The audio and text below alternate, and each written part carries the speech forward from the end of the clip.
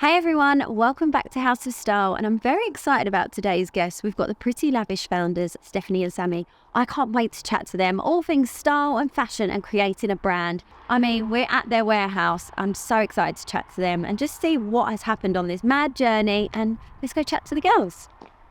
I'm here with the founders of Pretty Lavish. Thank you so much for having us. Thank you for having us, yeah. I feel like it's mad because when I came to your shop, how many years ago was that? That was before lockdown, wasn't it? It must be in 2017. That was when I first started freelance. You'd had the brand for a while, but it's just getting going. That's crazy, like the journey. I'm so excited to speak about everything that's gone on in that time. So when did the brand start?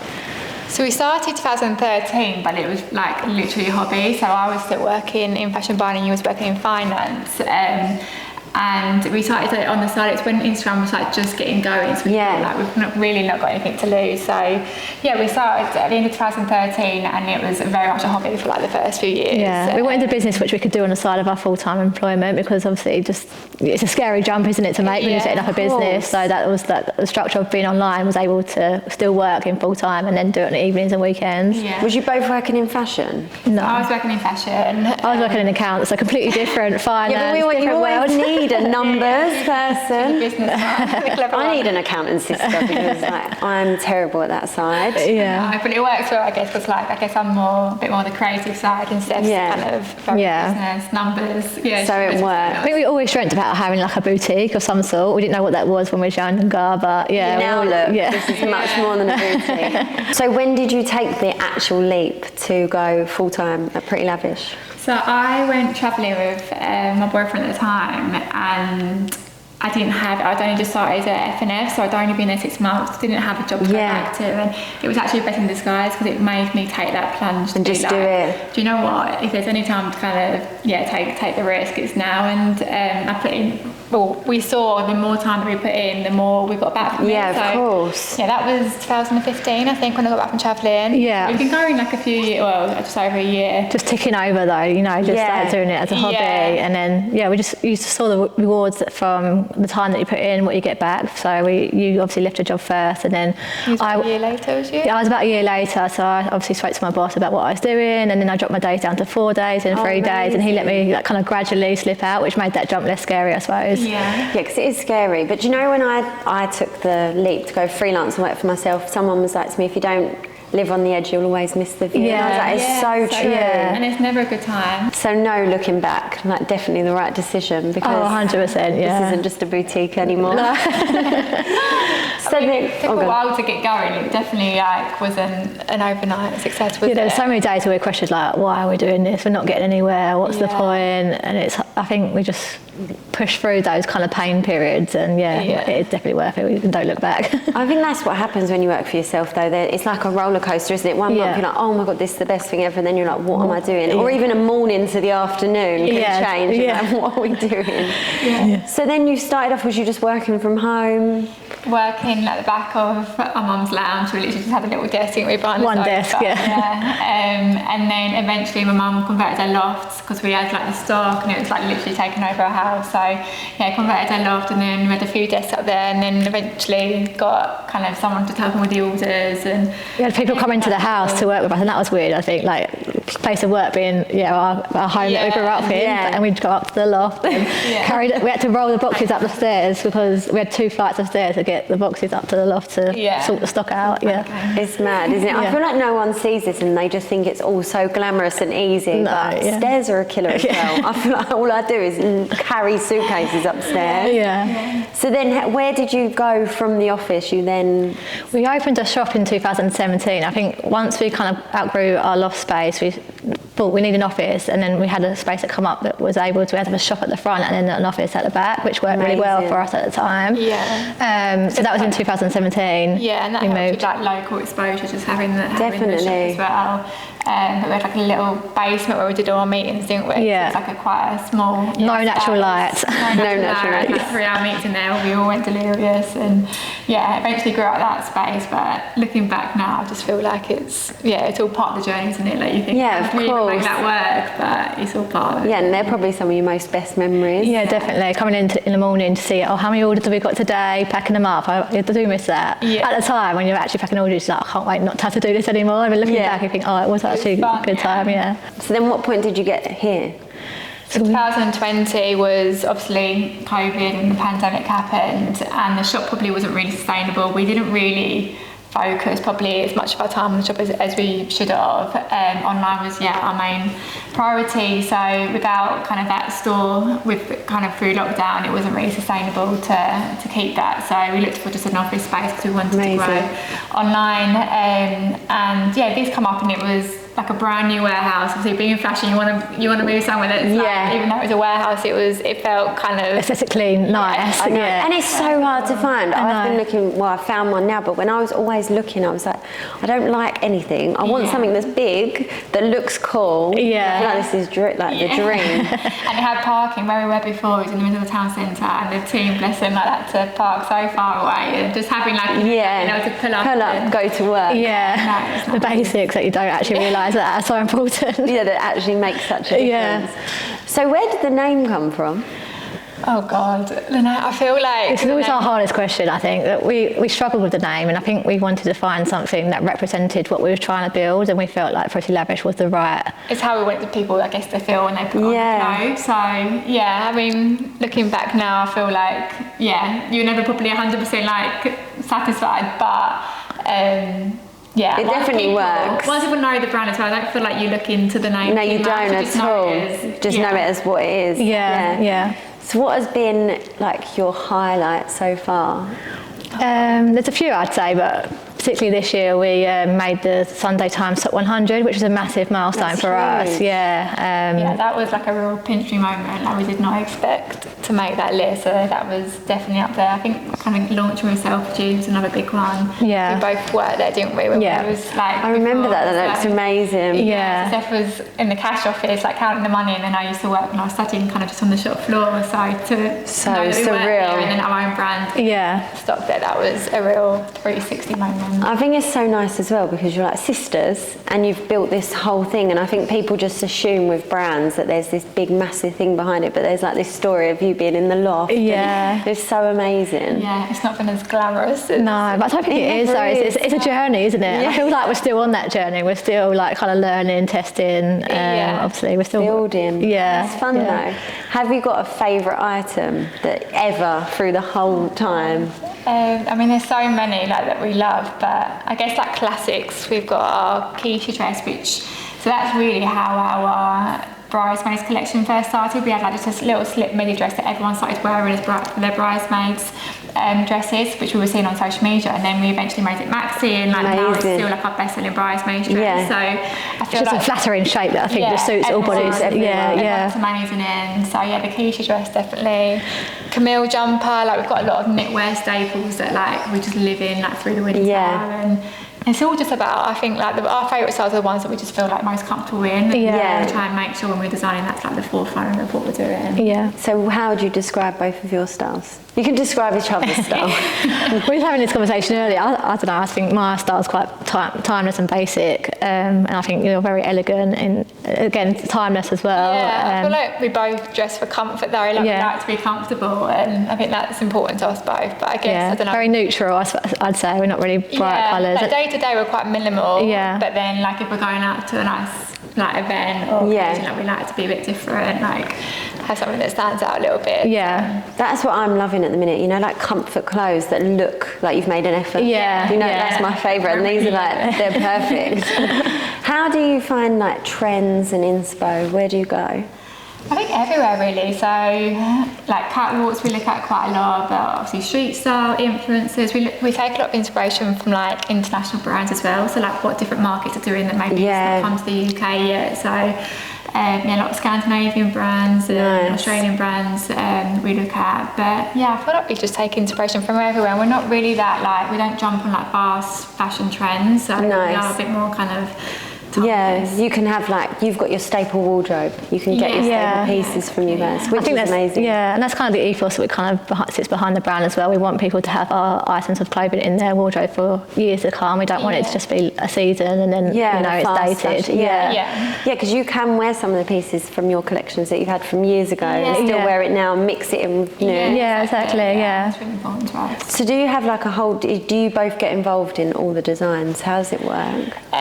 So not, to be fair, we've got a whole team that does it all now, really. Yeah. But me and Steph are still heavily involved in kind of the sign-off process. So they'll present kind of what the key trends are that season and what we want to buy into as a brand, which we'll obviously make sure that we're on board with, and then we'll have like our booking meetings where we obviously place orders on the ones that we feel, the samples that we feel most passionate about. So we're heavily involved from like a sign-off planning perspective, but we don't do any designing. Was that hard to like, because obviously where you've gone from being just at your mum's house, was that hard to like step back? Because that's what happens, doesn't it? It's even with any job, as you get higher up, that you have to step away from the more. That responsibility. It's a process, isn't it? I feel like we're really lucky with the team we've got. They really understand the brand, and you start small and they support you to begin with, and then they kind of get more responsibility. So it's hard to let go, but I think because we're so lucky with the team to completely know the brand through and through. I think your brand, like I understand who you are as a brand. I think it comes across on all your Instagram, all your shoots. So that's done really nicely. Yeah, and I think so our designer Amelia, she started with us in the shop, didn't she? Yeah. She was just kind of like, she applied for a customer service role. Yeah. So we interviewed her, but she come with her portfolio, and we was blown away. Embroidery, I think she'd done at university, and she was just looking for like a full-time job. Yeah. Almost a bit of a stopgap for her. But we as soon as she came in, she understood the brand through and through, and she's built up the team. Then I guess we slowly started to pass over design to her, and she's built up the team from there. So I love that. Yeah, it's been amazing because we've had a lot of the team have kind of grown with us rather than having to constantly bring a lot of people in externally, and then have that try and build up that trust and people kind of grow with us, which is amazing. Have you had any pieces that you're like, why did we do that? There's probably been a few. I think particularly in the early days, we started buying wholesale initially, so it wasn't all our own design product. So when you're looking back at some of that product we bought in, it's like, wow, that was different. But I can't think of anything that stands out in particular, maybe. Not recently, but I think more so the early days. I remember there being like a velvet patterned purple dress. I was like, what? I think that happens even with your own style. Yeah, definitely. Do you feel like your style have both changed? Like, I think this is something I've found as well, like when you hit 30 as well. I feel like you're like, okay, should I be dressing different? Like when the micro mini skirt came in, I was like, don't think that's going to be on my outfits. I think just the investment side of things, I definitely pay more now for quality than I did, say, 10 years ago. I think that's evolved with us as a brand as well, and quality is so important. And we want I'm eyeing up this round behind, and everything looks amazing. Thank you. We definitely probably don't jump on some of those trends that we might have done when we was younger. But generally I feel like we've probably stayed true to who we are for. Because it's so hard, and I find with Instagram, and it's probably as a brand, you see something and you're like, oh my god, that could sell out, that could be so quick and easy, but it's not on brand. So it's quite hard to not just trial it and but stick to your thing. I think that's what's been part of our success as well, in the sense that we have stayed true to our values and what our brand stands for. There's things that we know will do well, but we just know it's not for us, it's not our product to launch. Exactly. And then personal style, what's been your favourite ever purchase? It doesn't have to be from Pretty Lavish. I mean, I live in our knitwear. I'm not just saying that because it's ours, but I just find the quality is really great. You can wear it a lot of time in summer and through your winter as well, layer up. So, but in terms of a particular piece, our Camille's is like a classic. It's just like an oversized jumper, put on a pair of jeans, leggings, that you were saying, you look like you've made an effort. I know, that's my favourite, especially when I'm on shoots and things. I'm like, I need something that I can be bending down, practical shoes. But then you need. I remember once I had a really cheap pair of trousers on, and this is why I no longer can do it. And I was on the shoot, and all of a sudden they ripped. Oh no! All up the thing, and then I was in a skirt, and I was on this shoot, and I was like, oh my god, thank God I'm the stylist, and I've got a suitcase of things. So yeah, I definitely agree with the investing. Yeah.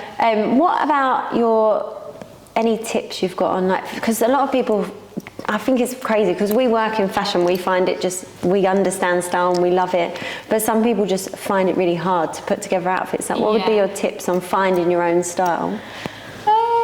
Finding your own style, I guess, like, influencers are great because if you've got like a few influencers that like really resonate with you, then you can get like all your inspiration in terms of those key pieces to buy into from there. But I don't know, for me, I like layering is really key. So I feel like there's that trend going around at the moment in terms of like how to style an outfit versus like just how to wear it. So knowing how to layer pieces, like jewellery, accessories, I think is really important. And I think having those staple pieces, like what you've got on your side. I think just keep it simple as well, like invest in those pieces that are going to live through your wardrobes and help build that capsule collection that you're going to wear and get that wear out of. Yeah, definitely. Yeah. I think that's so true. And is it Coco Chanel who's like, before you leave the house, always remove one accessory? Yeah. So like, it's, you know, like less is more. Yeah. So what should we expect from Pretty Lavish for 2024? Oh my god, that's scary, isn't it? What we've got coming up, so we've got a hen edit coming up, which we were so excited about. Amazing, yes.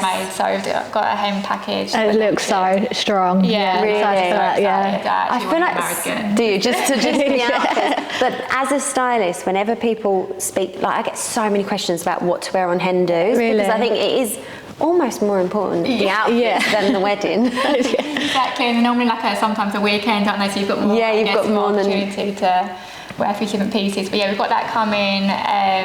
So a lot of embellishment. We've not really done embellishment before. We've done sequins in the past, but for our occasion, we've kind of really premium in terms of fabrications. A lot of texturised knits coming through, like crochets in the summer. Obviously, Noble, like the menswear brands, like we've so excited. Take to the next level next year. This is our first year since we launched, and it's done really well. So we've tried to kind of expand into different kind of categories and grow that. Like international presence as well. We've obviously got a bit of a presence in the UK, but how can we expand that further? So international growth, and I think longer term, like we'd love to do kids wear at some point. Of course. Well, you've got the models. Yeah. Have you found like your style's changed since being mums? I don't think so. I mean, you do have that, like when you go shopping, like you do have that question, I think now, like, can I get away with this now that I'm a mum? But I still want to be quite a cool mum. So. Yeah.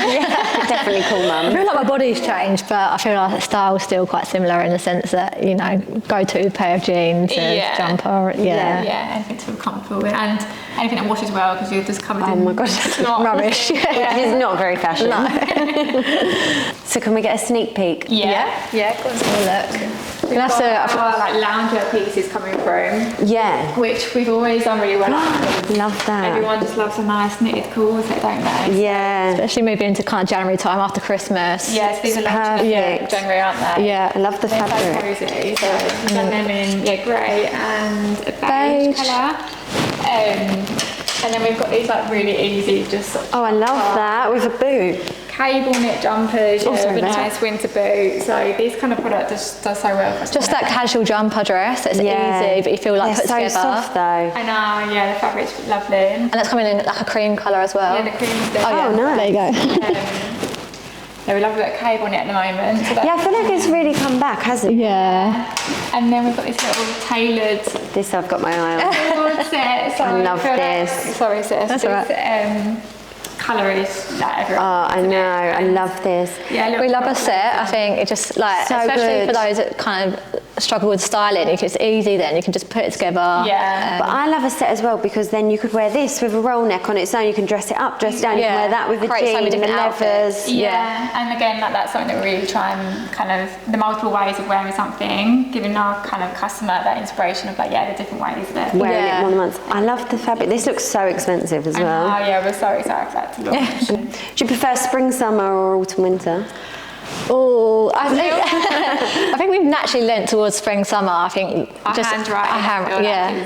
His series spring, summer more, but we're like our autumn winter collections are like growing massively. Yeah. Knitwear's now such a big part of our business. collection, yeah. So yeah, there's more opportunity for us now to brand. But things like that, I feel like you'd wear it all year round. That grey two-piece, you would, wouldn't you? Yeah. There's some of our collection just lives all year round as well. Like you'll see it sell through winter and summer as well, particularly some of our occasion wear pieces. But I feel like in summer, like our occasion wear does so well because of like weddings and everything. Yeah. So many people speak about wedding guest styling as well. So many people just, because everyone wants to look, I feel like people really make an effort for weddings, don't they? You want that piece that like no one else is going to be wearing. You know, the worst thing is when you turn up to a wedding and someone else is wearing it. Yeah. So. You wore Pretty Lavish for your wedding, didn't you? Yeah, I wore, so I had like our tailored white trousers on and then amazing. And bought a blazer to go with it, but yeah, that was a last minute. That must be a pinch me moment though. Like wearing your own brand to your own wedding. Exactly. Amazing. Thank you so much for having me. I mean, I know you've got very busy schedules, so it was so nice to pop in, and I can't believe how much you've grown. It's just amazing. It's so nice to see as well. Thank you so much for having us. Yeah, it's been lovely talking to you because I feel like it was just so long ago. I know. Well, I was in the shop. I know. And model at one point, I think. I think I did. But no, How fun. It's been a journey. I'm so lucky, and we love what we do. So make sure you check out Pretty Lavish. I'm sure you already have, but check out their website and Instagram and the girls, because I feel like you show your style or how you're wearing the pieces as well. But yeah, thank you so much for having us. Thank you. No, it's been amazing. Thank you.